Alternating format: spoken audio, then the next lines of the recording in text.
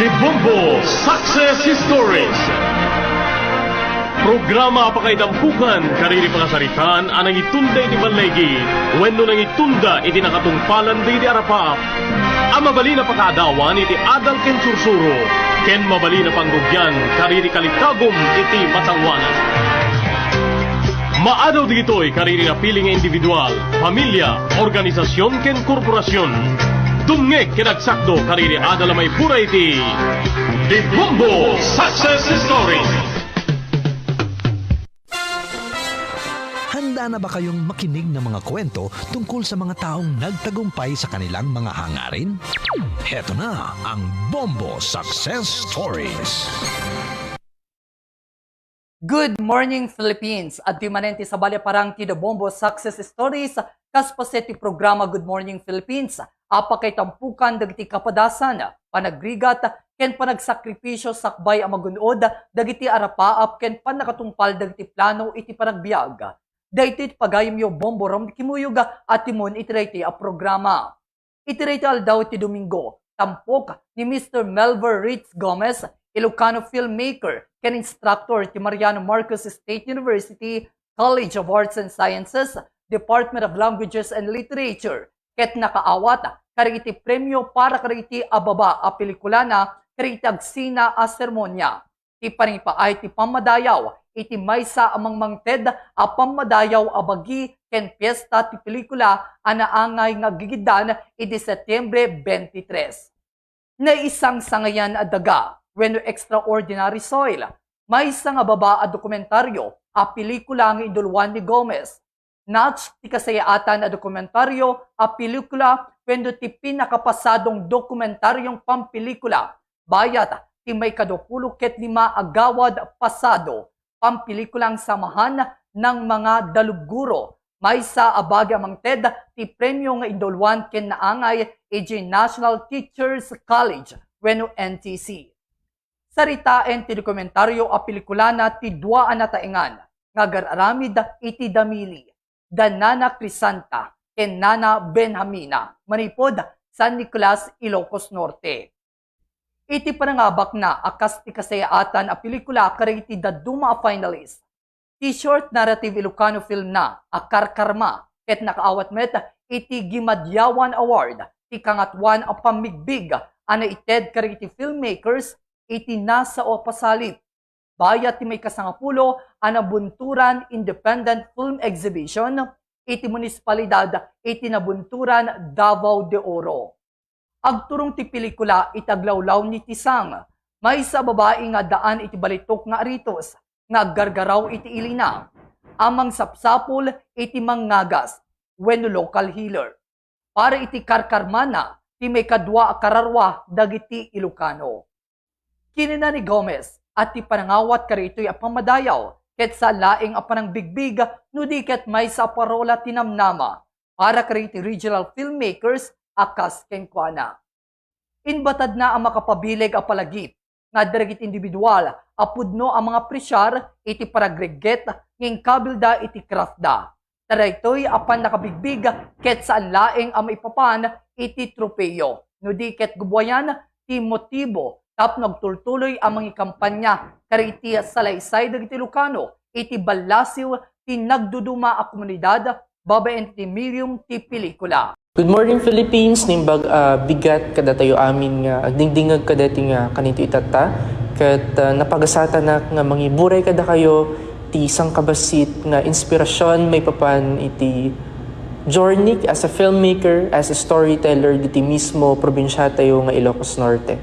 Ket siya ni Melver Gomez, may isang independent filmmaker, storyteller, writer manipod diti Paway, Ilocos Norte. Taon 2013, idi nabuangay ti Ilocos Star Films ket agpapan ita nakasentro digiti pelikula may papan ti kultura, may papan ti tradisyon, may papan ti naratibo, ti maysa nga Ilocano.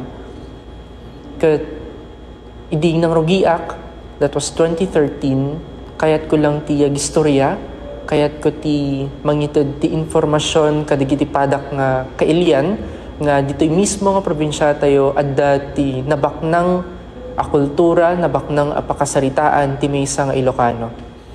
Ket 2013, 2014, 2015, 2016 dagitay tawon nga dagiti miyembro ti produksyon ti Ilocos Star Films ket dagiti padakmot lang nga estudyante since I am also a student before or back then. Ket nakita ko ti gagarda, na-obserbar ko ti gagarda nga sumali kadagiti film festivals diti mismo a province wenno probinsya tayo. Ket nangrugi kami kas Ilocos Star Films, nangrugi kami iti horror films, horror short films, horror narratives ngam connected mo't lang isuna iti kultura, iti tradisyon ti maysa nga Ilocano. Until such time that year 2017 napagasatan ti Ilocos Star nga mang-produce ti maysa nga pelikula, short story, short narrative, ti title na kat na isang sangayan nga istorya, dahi kat na ipabuya di Brickstone Cinema, di mismo nga Cagayan. Kat dahi ti rugi na nangrugi kami di North Luzon Film Festival, that was year 2017. Kat after 2017, here comes another projects or film projects that we happen to made. So, ijay kami nga nangrugi from horror films or horror themes or topics. Nangrugi kami 2014, 15, 16, 2017, here comes now a narrative film nga nakasentro isunan iti kultura kung tradisyon ti mismo municipality ti Ili ang nagtaudak. Year 2018 until now, we're still producing short films or short narratives connected to our identity as Ilocanos. And it's our 10th year anniversary this coming October 25. Kat by means of this, it's not just about creating films or creating films, and by creating films or by producing films, we are also gaining audiences. So maraming beses na may nag-approach sa akin na ang sinasabi nila gawa lang kayo ng gawa, or ang sinasabi nila na-appreciate nila yung gawa namin. So it keeps us to move forward, or it fuels us to continue doing our craft until now. And when it comes to those members that happened to be with us since 2013 until now, I am so much grateful for them. Kasi when it comes to filmmaking, lalong-lalo na kapag independent film siya, hindi ko siya magagawa na mag-isa lang. So, hindi namin siya magagawa ng dalawa lang kami or tatlo lang kami. So, it's a collaborative effort between the members of the group or team. So, napakaraming maraming na din na mga tao na involved sa production since 2013 until now. And some of them, I'm happy that some of them may kanya-kanya na silang career, success. They are already successful when it comes to their career. And one of the challenges as a filmmaker, as an independent filmmaker that I happened to observe was that yung moment na, kasi hindi ko naman sila pwedeng dito lang kayo sa production or dito lang kayo sa Ilocos Star. Kasi at the end of the day, marami din silang responsibilities na kailangan nilang gawin din. So, kapag sa Ilocos Star naman, since independent production siya, I cannot give them for example, a month of their salary, for example, compared to kung saan sila ngayon. But I'm happy that they were part of the production or Ilocos Star Films. And Ilocos Star Films won't be possible, of course, without these individuals. So, ang alam lang siguro ninyo, ako, as a filmmaker, but behind Ilocos Star Films, there are a lot of individuals involved in this film production. And some of them, I'm happy, some of them are my students, former students. When it comes to Ilocos Star Films, it's not just about producing or creating films. One of the greatest opportunity for us sa Ilocos Star Films is the avenue or being a platform to do film talks. Organizations, that could be school or private organization, keeps on inviting me to talk about Ilocano films, to talk about filmmaking, to talk about independent filmmaking, to talk about preservation of culture and traditions through films. And dun ko na-realize na wan gayam ay ako na it's not just about creating films, but also jay panang-share ko, jay knowledge ko that I happen to gain. And my experiences ko as well in producing or in creating a film or in directing a film. Dagito nga napnapanan me, one of the memorable film talks that happened was that at the isang private school in Cavite, they invited me to talk about film production. And napanag idzay, almost 300 plus students. And na-realize ko na after J-Talk, they happened to approach me, in-approach dak di gizub ubing. Kaya nagdamdamag da, kasanot o may production di Ilocos Star, kasanot ti ma-improve di craft da, kasanot nga ma-improve di panagsurat da ti story. And some of them, I'm happy, they are from Ilocos region. May mga Ilocano doon. Kasi yung private school na yon, may isa na nga private school that was being run by Catholic Church. So, pagpabasaon di jekot na duma-duma nga ububing coming from different parts of the Philippines. So, at the Ilocanos ijay. And I was surprised idi approach and dak.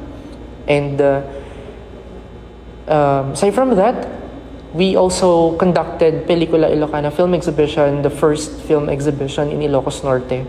We just had the first edition ti Pelikula Ilocana Film Exhibition idi November 1 and 2 last year. Kat dating a film exhibition nabuangay isuna kasi nagado dagiti naratibo, nagado dagiti istorya ti may isa nga Ilocano, haan lang diti Ilocos Norte. Di ngamin Pelikula Ilocana Film Exhibition. Film exhibition isuna nga nangalakampay digiti films ti other provinces or regions. So nangala kami ada digiti filmmakers from dito ayan tayo, Ilocos Norte, La Union, Pangasinan, Nueva Vizcaya, Baguio, Isabela, and other parts of Ilocos region. So I was surprised, we were surprised nga nagadudi imay nagbuya. So, naira na iso na Tumba Festival ti mismo nga municipality. Kaya it's a platform, may isang avenue, ti Pelikula Ilocana Film Exhibition nga mangpabuya, mangipakita, mangi-inform kadigiti kailyan tayo diti Ilocos Norte nga adda digiti na ilamang nga kultura ngam nabaknang apakasaritaan tayo kas may isang nga Ilocano. Idi ada na mismo nga awarding ceremony nga naangay sa National Teachers College. Idi i-receive ko di nga award pinakapasadong dokumentaryong pang pelikula na ragsak triknak ket kastaon na iti panagyaman ko kadigiti tatao behind gawad pasado ta na-appreciate da ket dakkel man kapagyaman ko kadigiti tatao from in front of the camera kan behind the camera ta kasko nagtatayhaan ko nga maobra dayjay no di ket di kadwak dayjay mismo nga members ti production kan of course dayjay panangi share meten ni Nana Benjamina kan na Presanta jay biagda kas may isa nga man namili. Kat na-meet ko di jay da do mga artists, da do mga filmmakers, director, kan even jay television. So sector ti television. So may isa nga napintas na platform nga avenue ta by means of award-giving bodies, by means of awards or recognitions nga itited ti organisasyon kasang kumatigawad pasado, iso ti may nga mang motivate, mang push kanyami to continue doing our craft. Ngam, kahit ko man lang nga i-share din sa imbaga ni Sir Ricky Lee, the workshop. Kasi I was also part of Batch 24, Ricky Lee script writing workshop. Kung nanay, di ko kanyami. No, agaramid ka timing sa nga pelikula as a filmmaker, or as a writer, or storyteller, haan mo dapat niya panunutan sa award. Kadigiti padak a filmmakers ti regions wano kadigizay aspiring filmmakers digizay kayat na nga agsurat para iti pelikula, kadigizay kayat na nga agi-share iti stories when it comes to Ilocano identity or Ilocano tradition or Ilocano culture. Siguro jay panangsarak mo jay boses mo as a filmmaker, as a writer, jay ti dapat nga surutam. Like for example,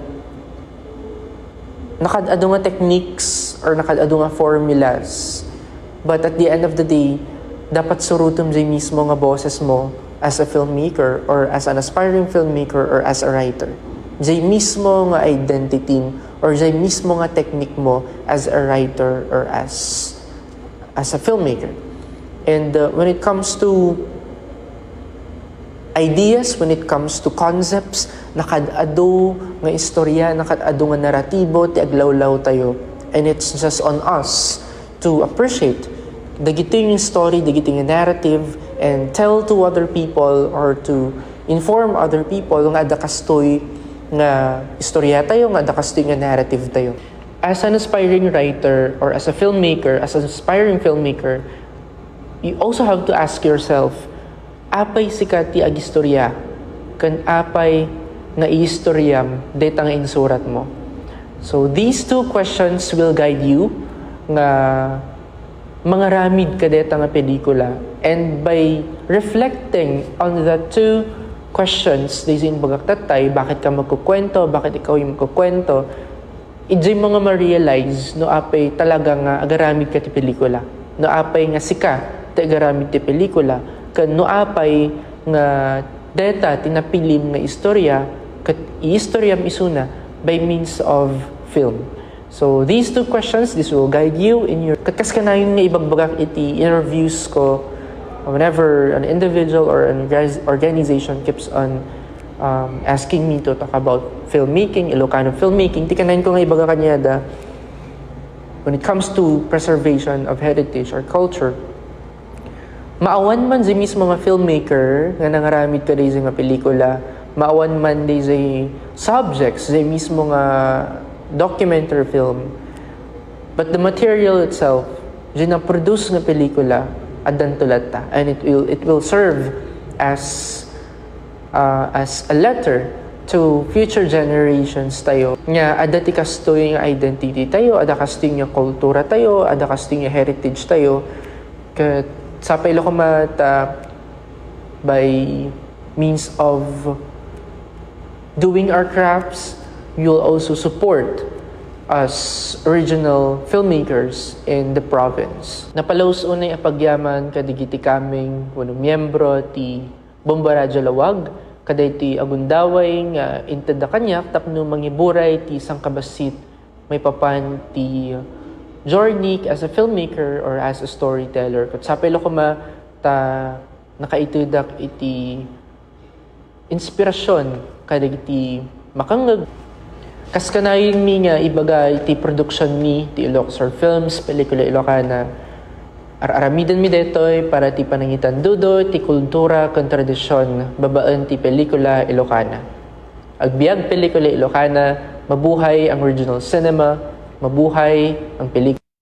Idi na pagsalidsudan may papan iti balakad na karitag tutubo original filmmakers kinuna ni Gomez, arumbeng asumukimaten daragiti salaysay, ti komunidad da, ken ibagada karita babaen kariti moving pictures. Ti panagaramid iti pelikula ket saan a panagpasyar iti parke, ngem nupudno nga agdaan ka iti puso, ken panagayat iti reyta. Ti panagdalyasat ket agbalin a nakaskas daaw a visual art. Agpadamet ang nakagunod dagiti pelikula na iti panakabigbig iti Tanok ni Ilocano Film Festival. Anangabak, tinisang sangayan adaga, kas may kadwa iti 2022. Idinto at tinaududi, tinang natch iti Best Narrative Film, kenda dumapay nga espesyal premyo iti Simarunong edisyon. Daytan tinagudwan ti pakasaritaan ti paragbalegi iti biyag at tampok ni Mr. Melver Ritz Gomez, Ilocano filmmaker, ken instructor iti Mariano Marcos State University, College of Arts and Sciences, Department of Languages and Literature. Sigurado nga damanen ti baro ang nakapidutan ti adal ken inspirasyon, kastapay ti mabalin a pagsarmingan iti namnama. Agyamanak manen mga kabombo, ti panagkadwa ken panagdanggayo kanyak itiraytoy, The Bombo Success Stories, kaspaset ti programa A Good Morning Philippines. Siak ni Bombo Ram ni Kimuyog, para sa #1 and most trusted radio network in the country, Bombo Radio Philippines, Basta Radio, Bombo. Good morning, Philippines! Inyo pong natunghayan ang kwento na nagbibigay inspirasyon sa ating mga puso at nagpalawig ng ating pananaw sa buhay. Ang Bombo Success Stories, hatid sa inyo ng Queen City Development Bank.